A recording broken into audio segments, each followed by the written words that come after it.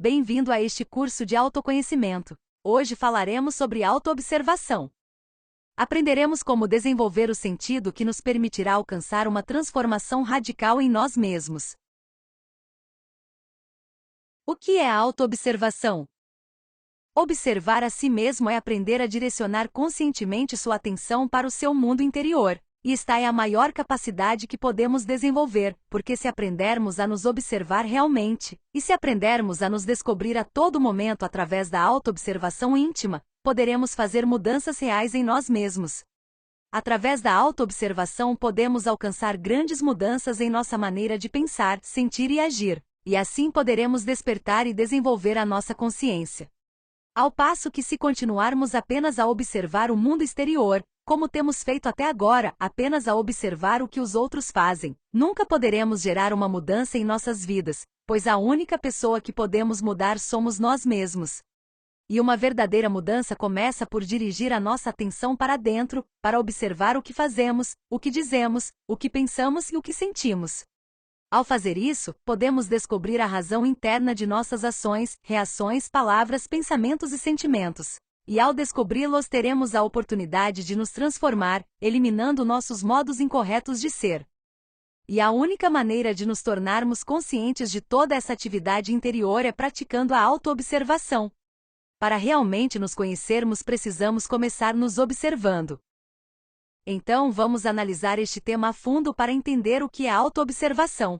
Porque podemos pensar que já sabemos o que é autoobservação, mas veremos que tendemos a confundir a autoobservação com conhecer e com pensar, e não é a mesma coisa. Veremos também que a observação externa é muito diferente da observação interna. Portanto, convido você a analisar e refletir sobre este tema, a fim de chegar a uma compreensão clara do que realmente é a autoobservação, e a começar a praticá-la ativamente em seu dia a dia para realmente iniciar um processo de autoconhecimento. Devemos compreender que conhecer e observar são diferentes. Podemos dizer que conhecemos algo ou alguém, mas isso não significa que realmente o tenhamos observado. Por exemplo, podemos saber que estamos sentados numa cadeira numa sala, mas isso não significa que estamos a observar a cadeira. Também podemos saber, a qualquer momento, que estamos num estado interno negativo, talvez com um problema ou preocupados com este ou aquele assunto, ou no estado de inquietação ou incerteza, etc. Mas isso não significa que estejamos realmente observando esse estado interior. Ou poderíamos sentir antipatia por uma pessoa, poderíamos dizer que conhecemos essa pessoa e não gostamos dela. No entanto, nunca observamos realmente essa pessoa. No caso de uma pessoa por quem não gostamos, simplesmente assim, porque temos vontade e muitas vezes sem motivo. Se alguém se observar, poderá perceber a infinidade de pensamentos que se acumulam na mente, o conjunto de vozes que falam e gritam desordenadamente dentro de si, o que dizem, as emoções desagradáveis que surgem dentro de nós, o gosto desagradável que tudo isso deixa em nossa psique, etc. Obviamente, em tal estado, também percebemos que internamente estamos tratando muito mal a pessoa de quem não gostamos. Mas para ver tudo isso é inquestionavelmente necessária uma atenção dirigida intencionalmente para dentro de si mesmo, e não uma atenção passiva. Não devemos confundir conhecer com observar. E muitos confundem autoobservação com conhecimento. A autoobservação, que é 100% ativa, é um meio de automudança, enquanto o conhecimento, que é passivo, não o é. Observar-se requer um esforço consciente, ao passo que conhecer, por ser passivo, não é um ato de atenção. Cometemos até o erro de que quando pensamos que já conhecemos alguma coisa, deixamos de observá-la e assim deixamos de descobri-la. Podemos perceber que quando éramos crianças observávamos as coisas porque queríamos descobri-las e naquela época tudo era mágico. Quando crescemos e pensamos que conhecemos tudo, perdemos a magia.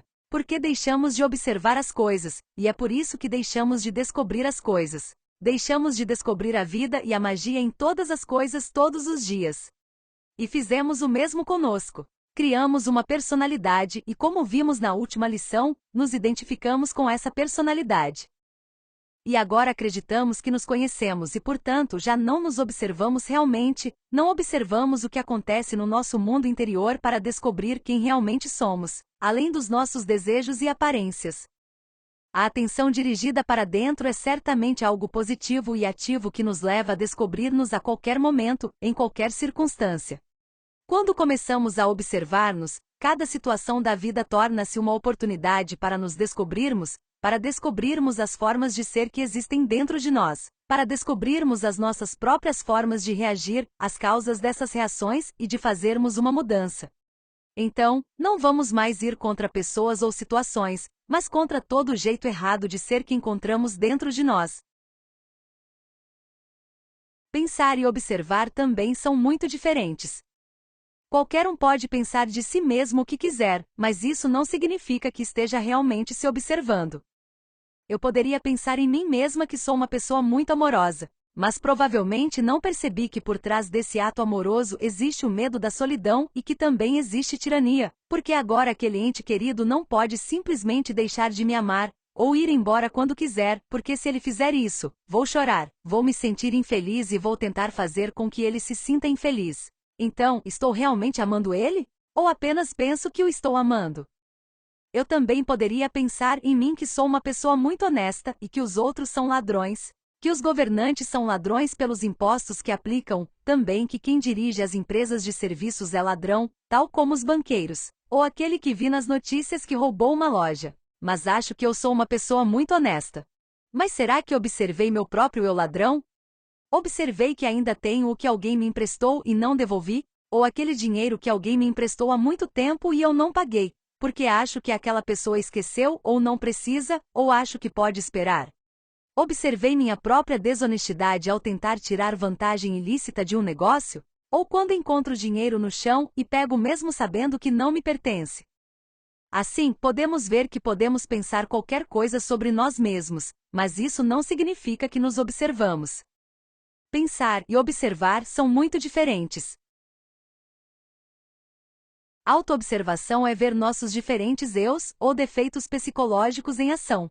Quando estamos nos observando, nossa atenção está dividida entre o observador e o observado. O observador é sempre a nossa consciência. Esses 3% de essência livre e consciente que todos nós temos. Este será sempre o lado observador.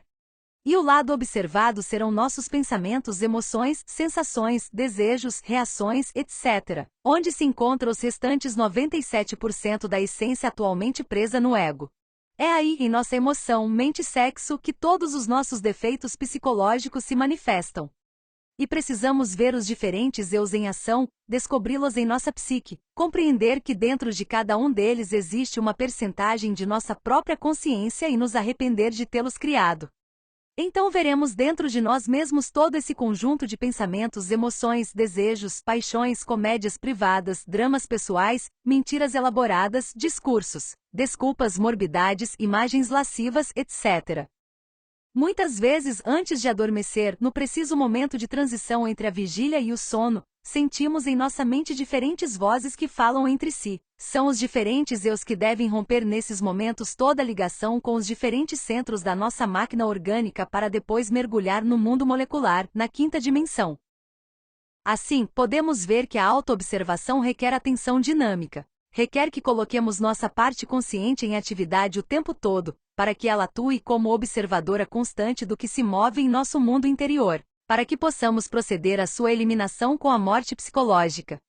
A consciência que estamos resgatando com a morte psicológica vem iluminar nossas trevas interiores, para que possamos avançar na liberação das demais essências. As essências liberadas ajudam a liberar as outras. Então, devemos começar a observar como cada um dos nossos egos se manifesta em cada um dos nossos centros. Observe as sensações que se movem no centro sexual. Observe a atração e a ansiedade que, por exemplo, se movimenta no centro instintivo. Observe os sentimentos e desejos no centro emocional. Observe na mente e no centro intelectual para descobrir os defeitos psicológicos que se manifestam nos pensamentos, levando-nos a fantasiar, lembrar, planejar, etc.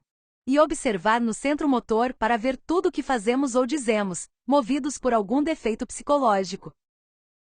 Isso é estar em constante estado de autoobservação. É assim que devemos estar em todos os momentos para nos descobrirmos. E qualquer defeito que descobrirmos, devemos julgá-lo para entender que não é a nossa consciência se manifestando, que é um defeito que está roubando a nossa energia, e que por isso deve morrer. E para sua eliminação vamos pedir à parte da nossa consciência encarregada de eliminar os defeitos que descobrimos e compreendemos em nós mesmos, que é a nossa Mãe Divina particular, que os elimine. À medida que perseveramos na autoobservação, este sentido, que é o nosso terceiro olho, desenvolver-se-á gradualmente. Devemos também compreender que observar e observar a nós mesmos são completamente diferentes. No entanto, ambos requerem atenção. Na observação, a atenção é dirigida para fora, para o mundo exterior, através das janelas dos sentidos. O mundo exterior inclui tudo que está fora do nosso corpo físico, o nosso trabalho, a vida familiar, as relações sociais, tudo que é externo. E podemos experimentá-lo através da observação, direcionando nossa atenção para fora, através dos 5 sentidos da percepção externa: tato, visão, audição, olfato e paladar. Por outro lado, na autoobservação de si mesmo, a atenção está voltada para dentro, e para isso os sentidos da percepção externa são inúteis. Nosso mundo interior é o que está dentro de nós, nossos diferentes modos de ser, nossos sentimentos, pensamentos, ideias, emoções, desejos, esperanças, deseções, etc. Todas aquelas coisas que são internas, invisíveis aos sentidos externos, embora para nós sejam mais reais que a mesa da sala de jantar ou os móveis da nossa sala. Quem pode nos dizer que a tristeza que sentimos num determinado momento não é real, ou que os pensamentos em nossa mente são irreais? Mas este mundo interior só pode ser percebido através do sentido da autoobservação interior, que consiste em direcionar a nossa atenção para dentro de si mesmo, e para isso os sentidos da percepção externa são inúteis. Os dois mundos, interior e exterior, são verificáveis pela experiência. O mundo exterior é o observável, enquanto o mundo interior é o auto-observável. Quanto mais explorarmos este mundo interior, chamado si mesmo, mais compreenderemos que vivemos simultaneamente em dois mundos, em duas realidades, a externa e a interna. O ponto de partida da ciência oficial na sua vertente prática é o observável, enquanto o ponto de partida da ciência consciente que leva a verificar a realidade daquilo que reside dentro de nós, as diferentes dimensões, os diferentes corpos dentro de nós, todo o universo que reside em nós, é o auto-observável. E esses dois pontos de partida nos levam em duas direções completamente diferentes. Alguém poderia envelhecer e ficar preso ao dogma intransigente da ciência oficial, estudando fenômenos externos, observando células, átomos, moléculas, sóis, estrelas, cometas, etc., sem sofrer nenhuma mudança radical dentro de si mesmo. Pois o tipo de conhecimento que transforma alguém internamente nunca poderia ser adquirido através da observação externa. O verdadeiro conhecimento que pode realmente trazer uma mudança interior baseia-se na autoobservação direta. Porque observando o mundo exterior só conseguimos modificar as condições mecânicas do mundo. Mas nada que eu possa observar e mudar externamente mudará meu interior, meus modos de ser, pensar, sentir e reagir. A única maneira de conseguir uma mudança íntima, uma mudança radical em mim mesmo, é através da autoobservação e da morte psicológica. E algo a ter em mente é que o conhecimento externo, que podemos recolher com os nossos 5 sentidos de percepção externa, é extremamente limitado. Embora se desenvolvermos o sentido de autoobservação, poderemos alcançar um conhecimento profundo do nosso mundo interior, o que nos permitirá alcançar um conhecimento profundo dos mundos internos do planeta Terra, da galáxia e do universo. E isso se refletiu naquele oráculo na entrada do templo de Apolo, em Delfos, na Grécia, onde dizia: "O homem conhece-te a ti mesmo e conhecerás o universo e os deuses."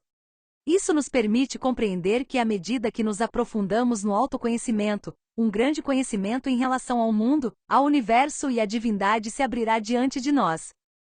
Então já vemos que o que estou explicando aqui não é algo novo, mas sim é um conhecimento que existiu em todas as culturas, é um conhecimento que sempre existiu para que cada ser alcance o propósito pelo qual descemos a esta existência física. E esse é o conhecimento dos 3 fatores da revolução da consciência, que nos permitirá realmente nos conhecer, compreender e eliminar cada uma das formas negativas de ser que criamos dentro de nós mesmos e que aprisionaram a nossa consciência, a nossa sabedoria e nossa capacidade de amar.